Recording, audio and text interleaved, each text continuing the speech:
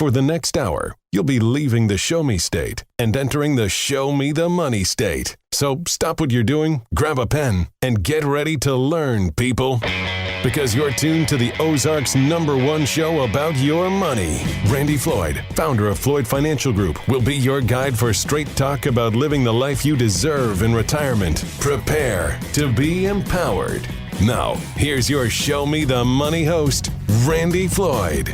Thank you so much. Welcome to Show Me the Money with Randy and Jake Floyd, the radio show that gives you the straight talk and honest answers you need to help you reach your wealth management and retirement goals through smart investing and careful planning. My name's Jeff Shade, and as always, I'm just here to ask the questions, but of course, the words of wisdom and solid advice come from Randy and Jake Floyd of Floyd Financial Group. First off, Randy, how you doing today? Doing very well, Jeff. How about you? Oh, I'm doing great, thank you. And Jake, how are you? Doing great, Jeff. We're just still basking in the post-4th of July glory. That's right. We had quite a 4th of July weekend last weekend, and I know that you guys are near Battlefield or Battlefield Road, and as you said, Randy, it does feel like a battlefield out there, doesn't it? It absolutely does. In fact, we did notice that I think the fireworks volume was down just a little bit this year, but I will say this, not at the Floyd household. We are... we tried to make up for everybody else. Yeah, we tried to make up, but we feel patriotic, and so we had a few bombs bursting in air, and we had a really, really good time. We had a lot of the office staff over and their families, and that's great. It was really, really a good time. But Battlefield is a battlefield. It's crazy. It's one of the only places around here that you can legally set off fireworks in the city limits, and so we just really every year it's a 360-degree love American style scene. Well, the bombs were bursting in air. I think I woke up about 2:30, 3 o'clock in the morning. There were still a few bombs that had yet to go off. So happy time for America. Happy birthday, America. 246 years young and many more to come. Well, let's talk about the reality of what's going on today, guys. I read that the first half, actually, this is the second half of 2022. The first half behind us here with July beginning, but the first half of the year, probably the worst in the market in 52 years. And I'm going to ask you what your clients are asking you, guys. What are you going to do about it? That's what they're asking. So, as you know, Jeff, there's only a few people that can control the market, and I know that you're one of those people. Yeah, of course. Yeah. No, I mean, nobody can control what the market's doing. However, there are road signs along the way that tell us, maybe what's coming and what to expect. And then, of course, we pull from all of our history and all the things we've seen in the past, and we try to build a construct of some sort out of that. And, generally speaking, there's really not any new news, but it's just how deep is the crevice we're going to go through and how tall is the peak of the mountain we're going to go up like we did, after post-COVID and that sort of thing. So looking forward, though, what we're telling people is, we are, if we're not already, we are going to have a recession. And I know that we've talked about this at length. But the recession is not the be-all, end-all. It's not going to be, or let's put it this way, if it is the be-all, end-all, none of this matters anyway, right, Jeff? Right.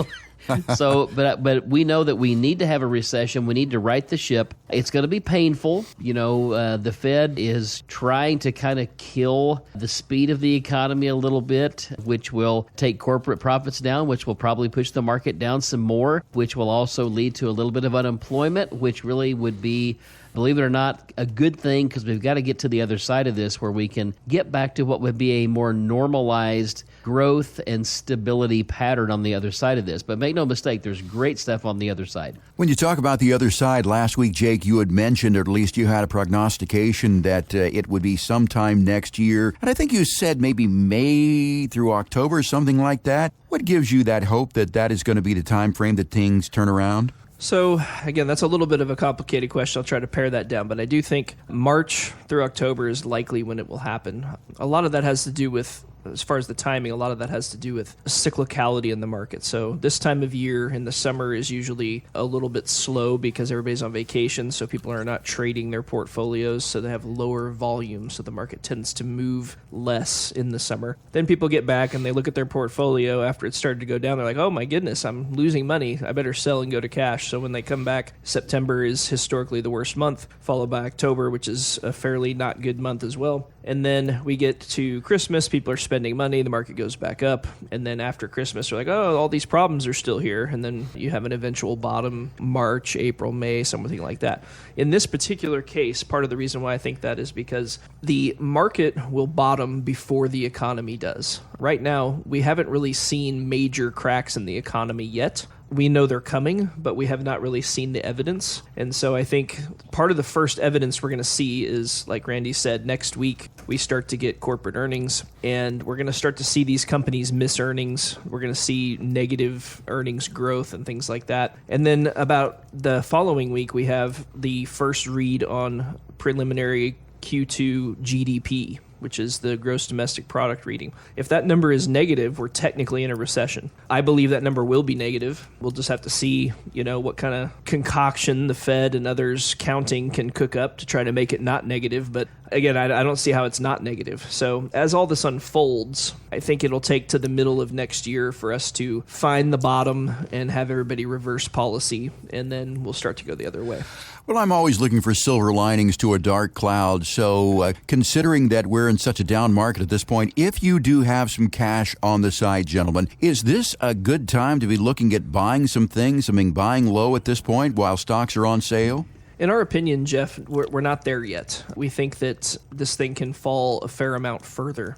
So we do have quite a few clients that ask us that question all the time, and we're just telling them, well, let's hang on for a little bit longer because we'd like to get a better opportunity. So let's take Tesla stock, for example. I think there's a lot of people that would agree that Tesla is a pretty good company.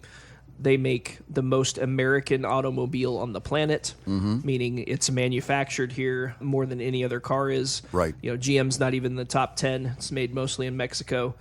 That company topped out a little over $1,200 a share, but a couple of weeks ago, it was at $600, so it's 50% off its high. While that is a good buy, and I do think that Tesla will be much higher than that 3 or 4 years from now, I think we might get a chance to buy it at $400. Wow. And I would rather be able to deploy capital where it's the most impactful. And so we think for the silver lining, Jeff, here's the silver lining, is for those who are careful over the next 8 to 12 months, there will be a 200 to 400% rally on the other side of this. And it depends on how deep we go and how quickly we get there, but there will be a massive, massive rally on the other side of this. And then for those people that have money left to deploy, there will be lots of money to be made.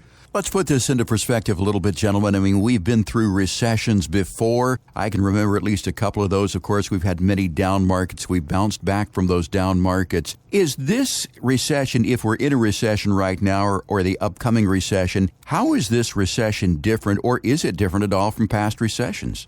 No, it's really not any different than past recessions. That's one of the things, that we have to be careful of in this business, is to sit back and look at it and say, well, this time I think it's different. So let's talk about a few basic things. The reason that it's not different is ultimately people are what make economies and everything work, right? Well, Jeff, we know that people haven't changed much since the beginning of time. As far as how they feel and how they react and what they do and how their emotions are. And that's not a bad thing, and I'm not judging anybody. All I'm saying is people don't change that much. The other thing we need to realize is this, that economies are based on productivity of people. We've seen a decline in productivity of people. And, I know this, and I say this sometimes, and people look at me funny. It's the nature of man to regress, not progress, if we're not careful. Right. So anyway, the long and the short of this is that this time is not any different. It's just a different time. And yes, some of the dynamics and the size of it is quite different. It's the largest we've ever seen because there's just more money in the system, and the system is just bigger than it's ever been. And, if you think about it, the system must continue to grow, and it will. But once in a while, we need to have a reset, and that's what we're in the middle of right now. So it will come back, and the reason is think about what the stock market really is. So the way business gets done in America and around the world is, if I have let's say I've got a new budding company that's really great, it's got some good profitability, it's a good business model, everybody's taking advantage of it, and I want to go public, so what do? I go to an investment banker, they look at it and they say, well, yeah, that thing might have some legs to grow. They go out and they share that with some of their top key investors to see if they have any interest. If they do, then they do an IPO, that's an initial public offering. It goes out, out and people buy into that company. And then as the company grows and becomes profitable, all those shares are traded on the secondary market based on the value. In other words, if that company's doing good, the share price goes up. If that company's not doing good, the share price goes down. Then we have this issue that we had through COVID-19 where we shut the whole world down and we pumped a bunch of money into the system. And so we created this mess that we're in right now, and the ship will right itself. But again, this time is no different than any other time when we have overspending and easy money policy. Things get out of whack. We've just got to get the ship righted again. And honestly, I have to say that, and there's going to be some people that are going to shake their head when I say this, I'm excited for the future because we've crested and we're going down the other side now, which means we're getting close to the next upside. We're talking with Randy and Jake Floyd here, Floyd Financial Group right here in Springfield. Do you have a lot of people calling up or coming in to visit you who are really worried about this market, who have been clients of yours? You know, our clients know how we have built their plan. And of course, we have to reiterate to them, once in a while, because all they see on the news is how horrible it is, and everybody is losing their backside. And when they come in, we have to sit down with them and reassure them and show them their numbers, and then they go, "Oh, well, that's not as bad as I thought," is the general comment that we get out of here. Yeah. And with that, again, it's all based on the fact that when we built their plan in the beginning, we built it knowing that there would be market ups, market downs, recessions, interest rate changes. We build it, looking at all those different things, and we build flexibility into the plan. We build stability and flexibility so that we can really weather all types of financial weather in their retirement plan. And so it just really works out good. And when people call in and they're concerned, or when they come in and they're concerned, they generally leave here feeling much better than when they walked in. And your clients, of course, the Floyd Financial Group, have deep financial roots. And it reminds me, after a big storm sometimes, you see some of these huge trees that are lying over on their sides, and you think, how could that happen in a storm? But then you take a look at the roots. They're really shallow roots. And I think the key to surviving a financial storm like this is to have deep enough financial roots. You're listening to Randy and Jake of Floyd Financial Group. Speaking of financial roots, if you're wondering how deep your financial roots are, maybe you want to get in and sit down with Randy and Jake and go over maybe getting a financial plan for yourself, for a financial review that will allow you to weather any financial storm. To do that, call 417-889-7233 to request your appointment. 417-889-7233. You could also request your complimentary, no-cost, no-obligation financial review online at FloydFinancialGroup.com. That's FloydFinancialGroup.com. You're listening to Show Me the Money with Randy and Jake. We'll take a break, guys. When we come back, we're going to be talking about transitioning from accumulation to income in uncertain times and more when our show continues right here on 104.1 FM KSGF, where Springfield comes to talk. Ready for a heapin' helping of some more real talk? Thought so. Here's another serving of Show Me the Money with your server, Randy Floyd. Welcome back, everybody. You're listening to Randy and Jake, and this is Show Me the Money. And in this segment, we're going to be talking about transitioning from accumulation to income. And that's what retirees do. And it's something, Jeff, they've never done before. Yeah, you're going to take them down this path that they haven't walked before. You know, a lot of our listeners may be wondering, Randy and Jake, what to do if they're retiring into a recession. Do you have an answer for our listeners as to how they may quell some of these fears? You know, Jeff, that answer is going to be a little bit different for everybody. And a lot of that's going to depend on how much money you have saved versus how much money you need to take out. But retiring into recession is totally possible. The big thing is we have to have some protections put in place. As we start to withdraw money, and we've talked a lot about on this show withdrawing money, and that the conventional wisdom, quote unquote, is that you can take 3 to 4% off your investments and not risk running out of money. We believe that we can stretch that number to 5% as long as we have some protections in place. But let's do a little bit of basic math. Let's say that we have a down market. And let's say that this person retires with $1 million and they need to take, just to make the math easy, and they need to take a 5% withdrawal, which is $50,000 a year. So we start there at $1 million and then $50,000 in income. But what happens if the market goes down and all we have is stocks and the market goes down 50%? Where I was withdrawing 5%, now my $1 million is only worth $500,000. So now how much must I withdraw? 50,000 of into 500,000 is 10%, not 5%. And even 6% is really too much. So if we get into a situation where the downturn causes us to invade our principal in a meaningful way, that's where everybody gets in trouble. So how do we guard against that? We guard against that by having a plan and having some protections in place. How much protection, what type of plan, that all really varies based on your current age. Are you 62 where you can leverage Social Security? Are you 55? Are you 70? There's a lot of factors that come into play. But that's the primary thing that we do here at Floyd Financial Group, is to put these plans together to where we can answer that question individually for each person. Jake, even if you could withdraw 10% out of your income and not run out of money, should you do that, or should you draw less to make up for the times when maybe you can't draw as much? So again, this is where it comes back to the individuality thing of each person. So some people can afford to live on a little bit less during times of turmoil. And I will tell you that will pay dividends big time long term. But what we like to do is set up plans where people don't have to take less in times of turmoil.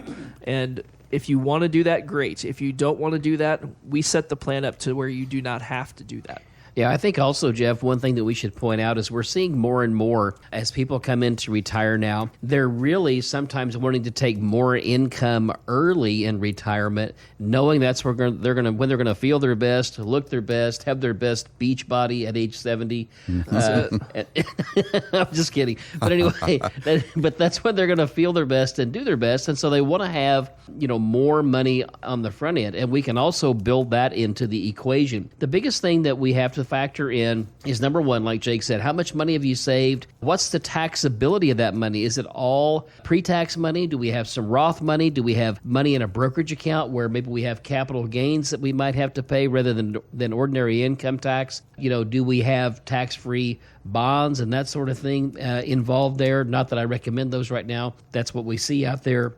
We look at all these different things to see what's taxable, what's my actual cash flow going to be. Many times what we see, it's interesting, as people come in and they're getting ready to retire, they're looking at, how much their salary is at work versus what their retirement income may look like when they actually pull the trigger on retirement.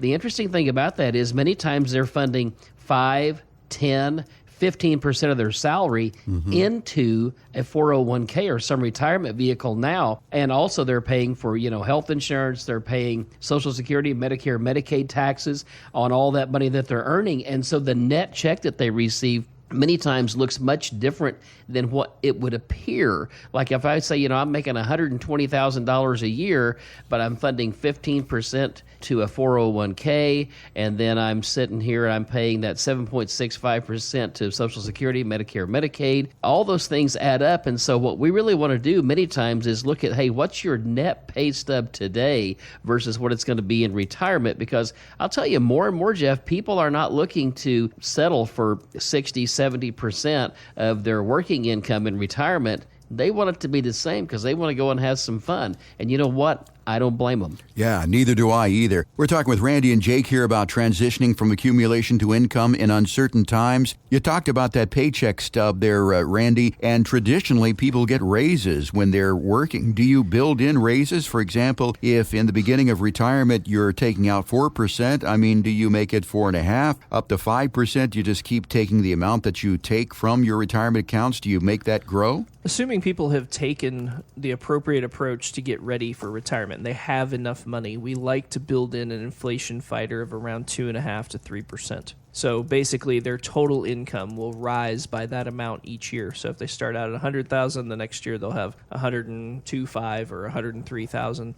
There are some people that haven't saved enough to account for that, but usually people are going to spend the most in retirement right after they retire, right? If you're 65 and you retire, you're going to go do all the things that you've always wanted to do. But then after you've done those things, you're going to realize that the rest of the world is crazy and you want to come back to the last bastion of sanity. Right. And then, you tend to not spend as much money. And, obviously when you get to 85 or 90 years old, you're really not spending as much money, right? Because you can't get out and do things that you used to be able to do. So it kind of is a little bit self-policing, but we do like to build in an inflation fighter for people.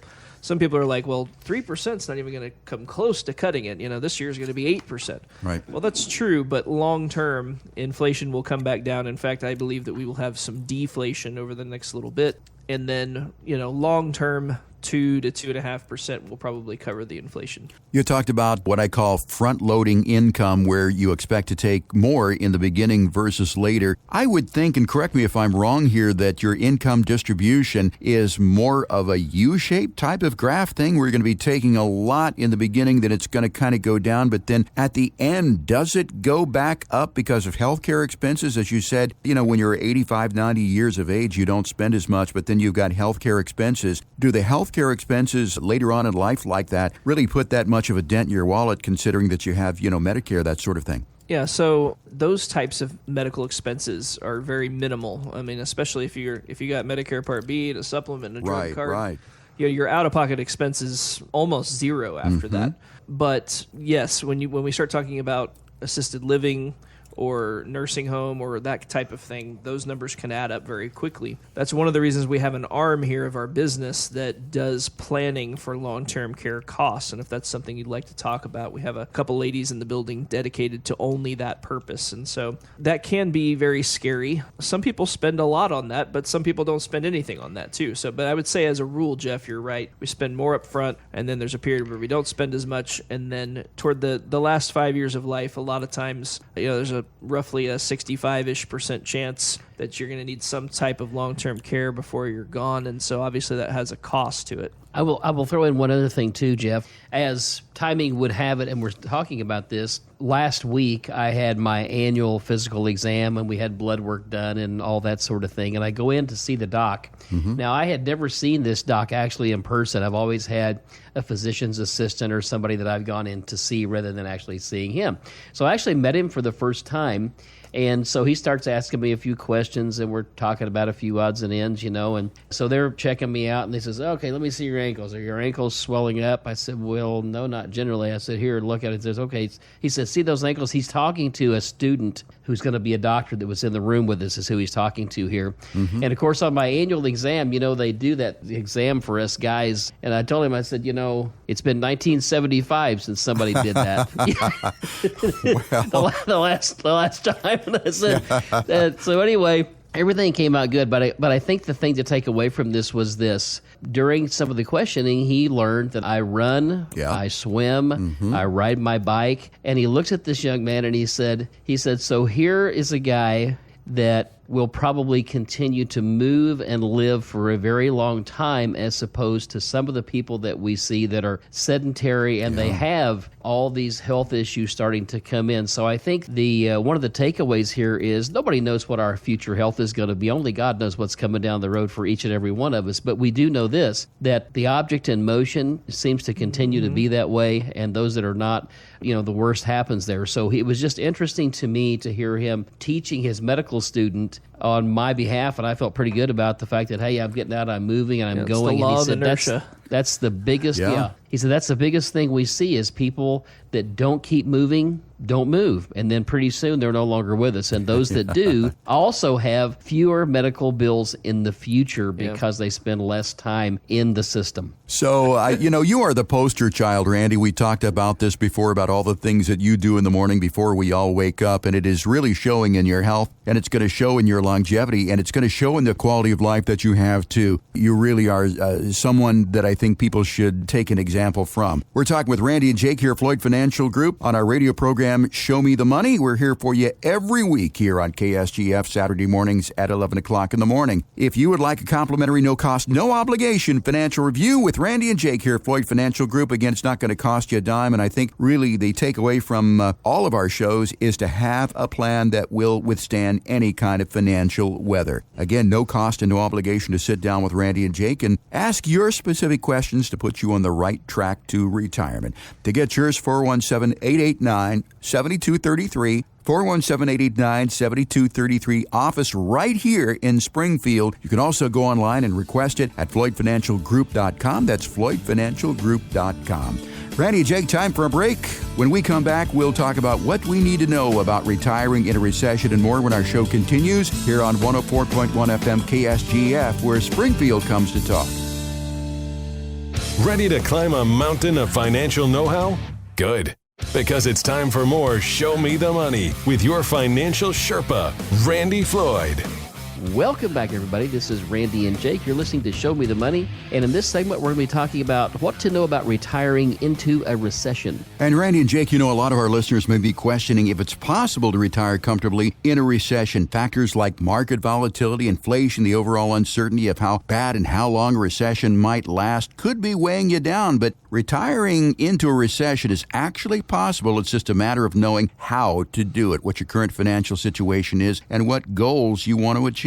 It's quite a relief to hear that it's possible, Randy, Jake, to retire in these uncertain times. But what are some of the basic strategies and factors that you want our listeners to know about so we can do it successfully? So, Jeff, depending on whether you're just about to retire, you're in the middle of it, or you're on the tail end of your retirement, I think all of these things have to be factored in. And one of the things that we need to talk about is just the different economic times that we have seen, even in the last couple of years. So, in fact, let's go back a little further. Let's talk about the last 12 to 13 years. So we had 2007, 8, and 9 came along at the maximum. It was the S&P 500 was down about 53% for a little while, and then we rallied back after we printed a bunch of money and put it into the system, kind of like we did this last time with COVID. We saw the market rally about 425%, and then we saw COVID come along, boom, down 34%. More injection of cash and easy money into the system, and boom, new highs, 4,878 points before we've had this next downturn.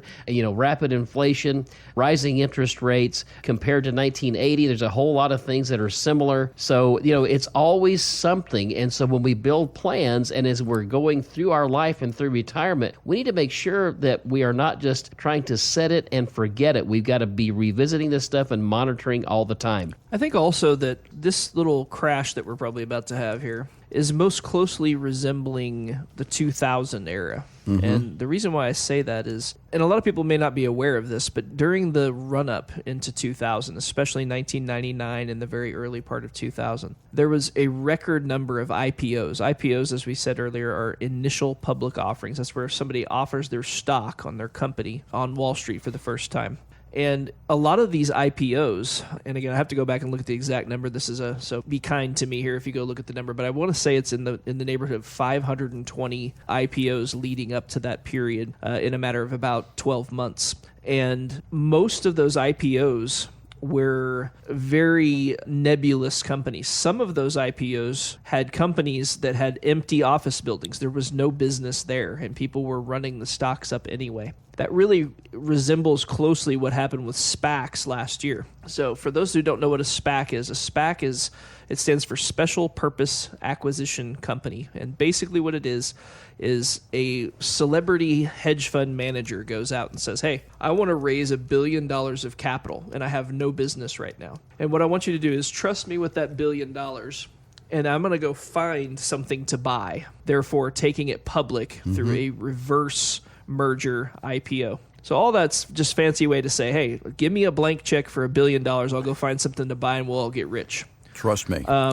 Exactly. Trust me. And so this year, I think the average SPAC is down 77%. Wow. So most of those blew up in everybody's face. There was a lot of those companies that went public at 10 to 15 times what they were actually worth. There's some of these companies we're starting to realize were total frauds. There's already been several bankruptcies in less than 12 months. And so I think that most closely resembles what we're going through now is the 2000 period. And, if we look at history, it may not be comfortable to look at this, but from 2000 to 2002, the NASDAQ went down 79%. So the NASDAQ, to put that in perspective, a couple of weeks ago at the low was down about 34%. So we're about halfway there maybe, or maybe not even quite halfway there yet. And so I think a lot of people are thinking this is almost over. And I would say we need to be careful with that type of thinking. We need to let the market dictate where it wants to go, not us have preconceived notions of where we think it ought to go. That way, we're not standing in front of the freight train when this happens. And I think that there's still a lot of room for multiple compression, meaning even if the company's earnings don't change, their valuation can still come down. But I do think, again, this time next week, we're going to start hearing from these companies, banks, and then the following week, we're going to hear from all the tech companies, and we're going to hear their earnings. And if those numbers are coming in light and the forward expectation comes in light, the market is going to sell off big. And then the following week, we get the second quarter GDP numbers, which, again, could come in negative. So there's a lot of potential for havoc here in the next 3 weeks. And again, I think it's important to try to not project what you want or what you think is going to happen to the market, but let it speak for itself and let it run its course. If we let it run its course, there will be huge opportunity on the other side. So the NASDAQ went down to I think it's about 1,100 points or something from 5,000 last time. So it went from 5,100 on the NASDAQ to 1,100. Well, the NASDAQ was 13,000 and some change, a couple of months ago. And so that's massive growth. I think that's the kind of growth, maybe not quite to that magnitude, but we could definitely see, like I said earlier, 2 to 3, 400% growth after this thing corrects. We just need to be patient. We need to have patience. P-A-Y, patience. Yeah, there you go. Patience is a virtue. Pays. Yeah, I've heard that before. Absolutely. We're talking with Randy and Jake here about what to know about retiring into a recession. Is it important, gentlemen, to consider that past recessions have not lasted forever and ever, and this recession that we're in or that we're going to be in probably isn't going to last forever as well, too? How much different is it retiring during a recession if the recession doesn't last more than 6 months or so? So really, Jeff, when you take the emotion out, like, Jake talked about, and you really look at it, I mean, a 6 months, a 12-month, an 18-month period, if you build your portfolio right, is not going to have an irreversible effect on your retirement plan. I think that it's important as we talk about this stuff, and we've had some negative commentary here today. And it's not that we're trying to be negative, and it's not that we're trying to be scary. We're not trying, remember scary money stuff. I'll never forget that woman that said that to me about a decade ago in my office. We are optimistic about the other side of this, and we will get to the other side of it. But here's the thing. You've got to be sure that you are meeting this economy and meeting this market in a fashion that's going to allow you to survive it. Don't just put the blinders on, go out and buy, Bitcoin because it could make you a billionaire or whatever. In fact, please don't go buy Bitcoin. But anyway, not right now. Yeah. But anyway, I guess what I'm saying is we need to make sure that we are setting ourselves up to be able to win on the other side of this. And there will be several levels of winners on the other side of this. Now, a couple things we should also throw out here since we're talking about this. If you are 50 years old and younger and you're listening to this and you've been funding your 401k for the last 20, 25, 30 years, don't change anything. Continue to fund what you're doing there. Now, I will say this. I don't know how you're invested inside that 401k. If it's something you'd like to talk with us about that, how you're invested and what we might recommend, we can certainly have that conversation and would invite people to call. But if you're 50 and less, you need to be, invested out there and invested pretty much in the broad market. There are some things right now that are happening with rising interest rates. I would try to avoid bonds and that sort of thing as a general rule. But again, everybody's situation is a little different. I don't want to give blanket advice because that never, ever works for anyone. Right. But again, I would encourage people, if they'd like to talk about it, to give us a call. But it's very important that during these recessionary times that you have somebody really at the helm of your portfolio that can sit down and have a conversation with you and say, okay, so if we do this, here's the risk. If we do this, here's the potential reward in 12 to 18 months. If we don't do anything, here's probably what's going to happen. And then, we don't want to tell people what to do. We want to help guide people and have a really good working conversation that makes people feel connected to their money, helps educate them. Because, it's kind of like when I was growing up, Jeff. I remember my dad would say, don't do that. And I'd say, why? He said, because I said so. Well, that's Right. That's not a good answer when it comes to your financial future. I've heard that more than once. We're talking with Randy and Jake here at Floyd Financial Group about retiring during a recession. I think the important thing to consider, gentlemen, is, Randy, in all the years that you've been doing this, you have retired a lot of people during a recession. Has there ever been a circumstance where it just didn't work out at all? No, we've never, ever had one of those scenarios, Jeff, and I'm thankful for that. But no, we have not. And, do we lose clients from time to time?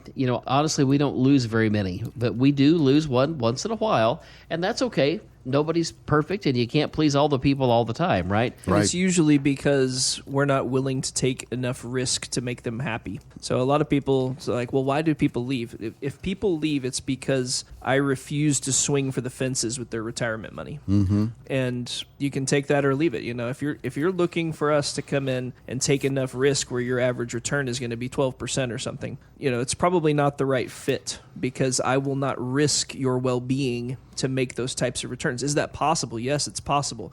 But you got to be ready to ride the white knuckle ride down 50 and 60%. And I'm simply not willing to take that kind of risk with client money. Yeah, and when you consider, as you said, swinging for the fences, home run hitters hit a lot of home runs, but they also strike out a lot as well, too. But That's exactly right. Yeah, so I understand where you don't want to take that sort of risk with someone being able to live or have food on the table, a roof over their head for the next 30, 35 years. When you talk about retiring during a recession, is there really any one golden ticket to weathering a recession, or is it a combination of things? No, it's always a combination of things. There is no one right investment tool. There is no one right retirement tool or income stream setup. And it's something, Jeff, that as markets change and interest rates change and climates, change for business, it's going to always be a little bit different. And, there's certainly a baseline of safety that we need. And then beyond that, there's a lot of investments and things that will change as times change. The one thing I would throw out, too, also about the baseball thing and swinging for the fences is, Babe Ruth got a lot of at-bats. Right. In retirement, you get one at-bat. Right. That's exactly right. That's a good way to put it, too. We're talking with Randy and Jake here of Floyd Financial Group about weathering a recession in retirement. Our listeners, Randy and Jake, are going to be facing a difficult combination of factors when it comes to their retirement today. And I'm talking about a volatile market, higher inflation, longer lifespans. The question is, what do we do about it? Well, I can give you the answer right here. It's called Floyd Financial Group, and get in and sit down with Randy and Jake and talk about your particular individual situation. As Randy says, there is not one size that fits all. There are individual plans tailored just for you. It's not going to cost you anything, no cost, no obligation to get your review. To get yours, 417-889-7233. It's 417-889-7233. No time like the present. You can also request your financial review online at floydfinancialgroup.com. That's floydfinancialgroup.com. You're listening to Show Me the Money with Randy and Jake. We'll take a quick break. Be right back with more of our show after this here on 104.1 FM KSGF, where Springfield comes to talk. People of the Ozarks, step away from the fishing pole and prepare to be shown the money, because we're back with more Straight Talk with Randy Floyd. Welcome back, everybody. This is Randy Floyd. You're listening to Show Me the Money, and Jake and I are having a good time today with you, as we always do. And in this segment, we're going to be talking about achieving financial stability across your portfolio. And gentlemen, we have talked a lot about certain strategies out there that retirees can use to protect against uncertain times, but how does it all come together? It's one thing to know about the options that you have out there and how they work, but it's another to actually use them in your portfolio. The bucket strategy is another strategy that you may not have heard of before. So let's talk about that a little bit in this particular part of the show here, about having a flexible portfolio strategy and using the bucket strategy. That sounds like a great way for retirees to protect their finances, but how does it work, the bucket strategy? So the bucket strategy really aims to take the tools out of our toolbox and use the ones that are most appropriate for that time in our life. And so there are a lot of people that, especially conservative people that listen to this show, frankly, and this radio station, right, that have a hard time switching from growing their money to spending their money. And, they're like, I have spent 40 years growing this money, and you're telling me you want me to start spending it now. Well, if you're going to retire, at some point you're going to have to start spending that money. And so what the bucket strategy kind of aims to do is to fulfill all the needs of the portfolio, because there's no one investment or no one tool that can do everything. You use different buckets to make sure you accomplish all the things that you need to accomplish.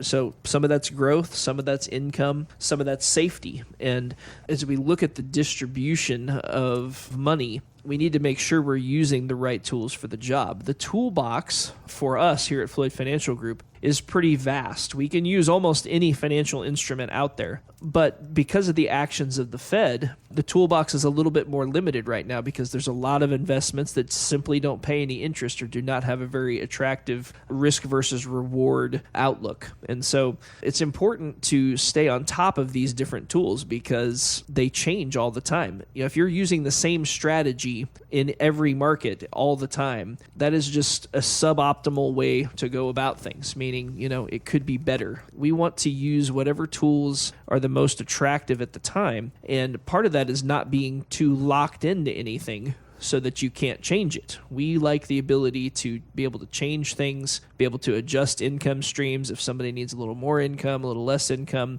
We don't like to set things in stone, which really helps us to be able to utilize the bucket strategy in a way where we can really get the most out of it. So when you talk about the bucket strategy, you were talking about the growth bucket, the income bucket, and then the spending bucket. Now, are these buckets all the same size? Or, I think you said you can expand them, you can contract them. I mean, the buckets get bigger and smaller, don't they, as you go along in retirement? They do, and again, everybody has a little bit different needs. There's people that have, those few lucky people out there that have good pensions, right? So sometimes we have people that have a 401k and a pension, and really between Social Security and pension, they really have what they need income-wise. So that person obviously doesn't need a bucket for their 401k to get a bunch more income out, just that they're going to pay taxes for no reason. But most people need to have a certain amount of income, and so based on that, we have to, again, each plan is different. I know we say that, and it sounds kind of cliche, but it is true. Every plan is really different. We use a lot of the same tools for people, but how much of each tool we use, when we take money out, how we take money out, which different bucket. Again, a lot of people will have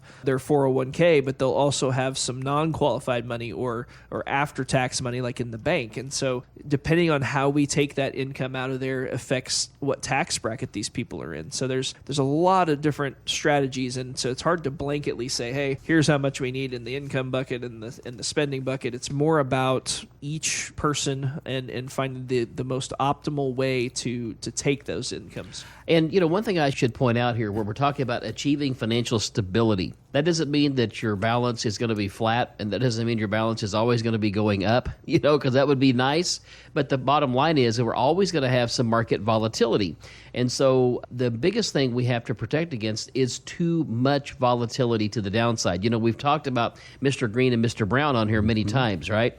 Mr. Green had the luck of the draw when he retired, and Mr. Brown did not. So right now, we're at a Mr. Brown scenario, right? So where almost every asset class has a negative side to it. Now, there's a few that do not. If we were just to look back over it here, just since the first of the year, if we look at the bond market, which was the 40% of the retirement portfolio that we used for many, many years, from 1980 through 2020, the 60-40 portfolio, which was the 60% equity, 40% bond portfolio, worked really well, and bonds made great money. Since the first of the year, if you own investment-grade bonds, the one we look at to really kind of get a barometer sometimes is one from Vanguard called BND. It is down almost 10% year to date. So that's not very stable. But if you look at the overall market, the S&P 500 is down around 20%. The NASDAQ is down around probably 27-8%, something like that. But oil and gas made 33.8 over the same time frame. So when we look at this is what we talk about, how we cannot just set it and forget it. Somebody's got to be monitoring this and watching what's going on and helping guide people to avoid loss, to find gain, and again, here we are, stabilize your portfolio. We're talking about the bucket strategy here with Randy and Jake of Floyd Financial Group and achieving financial stability across your portfolio. You talked about those buckets being growth, income, and spending, and the buckets are not an equal size. Do you have people who come in and they want some really big growth buckets, some really big income buckets, but they want a little tiny thimble for a spending bucket? In other words, are there people who just can't bring themselves to spend money in retirement, and how do you get them to do that? Yeah, so that is the case, Jeff. In many cases, there's a lot of people that just don't want to spend. They've been in the saving mode for so long, they just can't really see anything else. And listen, I'm not going to say that's a negative or a bad thing. All I'm going to say is that sometimes we want them to kind of cut loose and have a little bit of fun with all the savings that they've done over their lifetime. Sometimes we also get this. People say, well, once I retire, I want to make sure I'm still saving money. And so what they want us to do is pay them out their money from their retirement accounts so that they can put it in a savings account or something like that. Now, we always want people to have cash when they come in. We want them to have a cash reserve in the bank. Personally, I like for people to have 6 months out there. That way, no matter what little financial storm comes along, we can probably weather that. But inside their portfolio, also, sometimes it's appropriate to have quite a bit of cash. As a lot of our people listening on here on the show today know, we have a lot of cash in the portfolios right now because we think that markets are going to go on down and we don't want to lose any additional money to the downside of this market. And when the road signs change and we kind of get the all clear, if you will, and things start to tick up the other side, we're going to have money, dry powder, if you will, to go back to work, put that money to work, buy in low with money we did not lose on the way down. So, portfolios are always changing, and you just need someone that's going to always have their hand on the tiller to help you figure out what's next. You talked about switching from saving, that is the accumulation phase, to the distribution phase. Is it important, or should you really worry at all about saving anything in retirement? You've saved for 40, 50 years. Now it's time to spend it all, or do you recommend that people still save a portion of their retirement income? So what I would say is, if you want to save money, that's great. Just don't pay it out to yourself and save the taxes as well. In most cases, because probably 75 cents of every dollar that's invested today across the markets is qualified money or IRA or 401k money that's all pre-tax money. So, yeah, I like for people to spend their money the way they want to. However, it just doesn't make sense to pay the taxes and take the money out of the portfolio when it may have lots of positive growth coming here, especially in the next 18 months or so, as well as the taxes coming out. Yeah, and that's a very important thing to consider, too, taxes. People tend to neglect that sometimes, but the tax man is always there taking his toll when, money transfers from the left pocket to the right pocket. How important is it to determine someone's risk tolerance when you determine the size of these buckets? Well, it's always 100% important. Yeah, in fact, we always look at these things. We always have people do a risk assessment, and ours is a little different than some of the risk assessment tools that they have seen out there. And really what we're looking for is how much downside risk are they willing to take, and also how much downside risk is appropriate for them to take based on what their budget requirements are, the size of their nest egg, their tax bracket. All those things all come together to make the overall plan work and work effectively for the next 30, 35 years of people's retirement life. Well, the bucket strategy could be a good option, but it has a lot of moving parts, and it's a lot easier said than done. And that's why you want to get professional financial advice when you're employing a strategy like the bucket strategy, because it works best when it's designed around your personal financial situation and your goals. If you'd like to talk about your goals, your personal financial situation, you want to talk about whether the bucket strategy is a good strategy for you, once again, Randy and Jake at Floyd Financial Group are offering a no-cost, no-obligation financial review. That's right. It isn't going to cost you a dime. Sit down with Randy and Jake and ask your specific individual questions. And it's important to note here, too, that there is no judgment at Floyd Financial Group. As Randy has said many times, he and Jake put their pants on one leg at a time, just like we all do. They're not going to sit and judge you. They're going to meet you where you are. Once again, to get your financial review, call 417-889-7233. It's 417-889-7233. You can also request your complimentary financial review online at floydfinancialgroup.com. It's floydfinancialgroup.com. We've had the first half of the year now gone by. Get yourself set for the second half in a very good manner by getting your financial review today. Well, Randy and Jake, we're out of time for this week. I want to thank you so much for your time. For Randy and Jake, I'm Jeff Shade. Get out, have a great weekend, won't you? We'll talk to you again next week with another edition of Show Me the Money right here on KSGF, where Springfield comes to talk.